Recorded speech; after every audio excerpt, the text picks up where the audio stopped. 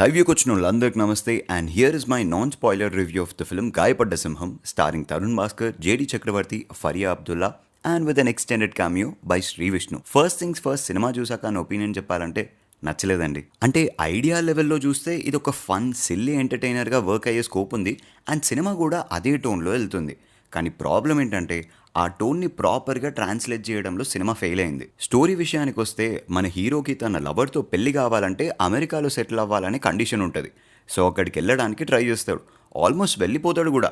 కానీ కొన్ని సిచ్యువేషన్స్ వల్ల డిపోర్ట్ అయ్యి మళ్ళీ ఇంటికి తిరిగి వచ్చేస్తాడు. అక్కడి నుండి తన లవ్ లైఫ్ ఎలా మారింది, ప్రెసిడెంట్ మీద కోపంతో ఏం చేశాడు, జేడి చక్రవర్తి క్యారెక్టర్ ఎలా ఇన్వాల్వ్ అయింది, అసలు శ్రీ విష్ణు రోల్ ఏంటనేదే మూవీ స్టోరీ. కథ ఇలా స్టార్ట్ అయింది, ఇలా వెళ్ళిందని చెప్పాను. కానీ ఇలాంటి నరేటివ్స్తో ప్రాబ్లం ఏంటంటే ఏ ఎమోషన్ కూడా అంత సీరియస్గా ఉండదు. సినిమాలో బ్రేకప్ అయినా మనం ఫీల్ అవ్వం, ఇప్పుడు ఏమవుతుందో అనే టెన్షన్ కూడా ఫీల్ అవ్వం. సో సీరియస్నెస్ అనేది పెద్దగా ఉండని ఇలాంటి సినిమా వర్క్ అవ్వాలంటే ఓన్లీ ఆప్షన్ కామెడీ మీద హెవీగా డిపెండ్ అవ్వాలి. ప్రతి క్యారెక్టర్, ప్రతి పంచ్ ఆడియన్స్ని నవ్వించాలి, ఎంటర్టైన్ చేయాలి. అట్లీస్ట్ ఆడియన్స్ ఫాలో అవ్వడానికి ఆర్ కనెక్ట్ అవ్వడానికి ఒక్క క్యారెక్టర్ అయినా ఉండాలి. ఇంకా చెప్పాలంటే movie main lead Tarun Bhaskar character అలా ఉండాలి. కానీ మూవీలో అందరూ సిల్లీగా బిహేవ్ చేయడం వల్ల చాలా లైట్ హార్టెడ్ టోన్లోనే వెళ్ళిపోతుందనే ఫీల్స్ వస్తుంది. కానీ ఫ్యూ ప్లేసెస్లో తప్ప ఎక్కడ కామెడీ వర్క్ అవ్వలేదు. అండ్ ఓవరాల్ మూవీలో ఎక్సెప్ట్ ఫర్ ఇంటర్వెల్ పార్ట్ అంత ఇంట్రెస్టింగ్ ప్రొసీడింగ్స్ లేకపోవడం వల్ల చాలా ఫ్లాట్ అనిపిస్తుంది. సెకండ్ హాఫ్ సినిమా ఒక క్రైమ్ కామెడీ డైరెక్షన్కి టర్న్ తీసుకుంటుంది. అంటే ఒక క్రిమినల్, తనని పట్టుకోవాలని ట్రై చేసే పోలీస్ అండ్ వీళ్ళిద్దరి మధ్యలో కన్ఫ్యూజన్ క్రియేట్ చేసే ఒక కామన్ మ్యాన్. ఈ సెటప్ ఇంట్రెస్టింగ్గానే ఉంది, కానీ ఎగ్జిక్యూషన్ మాత్రం మళ్ళీ వీక్గానే ఉంది. ఎక్కడా టెన్షన్ జనరేట్ అవ్వలేదు, అలా అని కామెడీ కూడా స్ట్రాంగ్గా క్లిక్ అవ్వలేదు. అండ్ ప్రీ క్లైమాక్స్కి వచ్చేసరికి మల్టిపుల్ నరేటివ్స్ ఒకేసారి రన్ చేయడం వల్ల కన్ఫ్యూజన్ పెరుగుతుంది. అసలు సినిమా ఎక్కడికి వెళ్తుంది, ఈ క్యారెక్టర్స్ గోల్ ఏంటి, ఇదంతా అసలు దానికోసమే చేస్తున్నారా అని క్లారిటీయే ఉండదు. అండ్ సినిమాని ఎలా ప్రమోట్ చేశారో ఆ మెయిన్ పాయింట్ సెకండ్ హాఫ్ స్టార్టింగ్లోనే రిజాల్వ్ అయిపోయిన ఫీలింగ్ వస్తుంది. సో తర్వాత కాన్సిక్వెన్సెస్ని స్ట్రాంగ్ కామెడీ సెట్ పీసెస్తో ఎక్స్ప్లోర్ చేస్తుంటే బాగుండేది, కానీ అది జరగలేదు. సినిమాలో సలార్, బొమ్మరిల్లు, కేజీఎఫ్ లాంటి రెఫరెన్సెస్ యూజ్ చేశారు, కానీ టైం అయిపోయింది భయ్యా. ఈ టైంలో అవి పనిచేయట్లేదు. King of entertainment Sree Vishnu entry ఇచ్చినా కూడా ఈ సినిమాని కాపాడలేకపోయారు.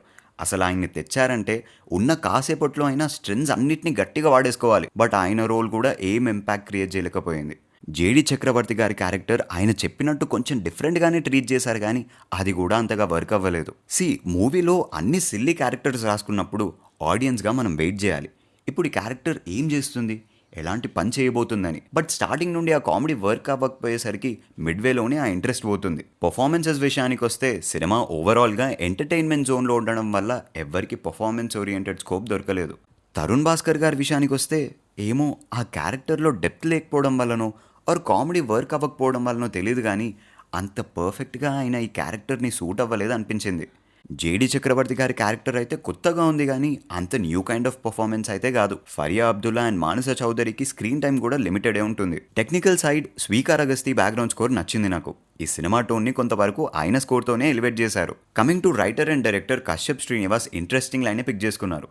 అండ్ సెకండ్ హాఫ్లో క్రైమ్ యాంగిల్ ఇంట్రడ్యూస్ చేయడం కూడా మంచి ఐడియా, కానీ ఆ ఐడియాని ఎంటర్టైనింగ్గా డెవలప్ చేయడంలో సినిమా ఫెయిల్ అయింది. ఎస్పెషలీ ప్రీ క్లైమాక్స్ నుండి స్టోరీ డైరెక్షన్ క్లియర్గా ఎస్టాబ్లిష్ చేయకపోవడం మేజర్ డ్రాబ్యాక్. ఓవరాల్గా చూస్తే గాయపడ్డ సింహం ఒక మంచి ఐడియా ఉన్న సినిమా, కానీ వీక్ ఎగ్జిక్యూషన్ వల్ల డిసప్పాయింట్ చేస్తుంది. కామెడీ వర్క్ అవ్వకపోవడం biggest minus. That's it for the review guys.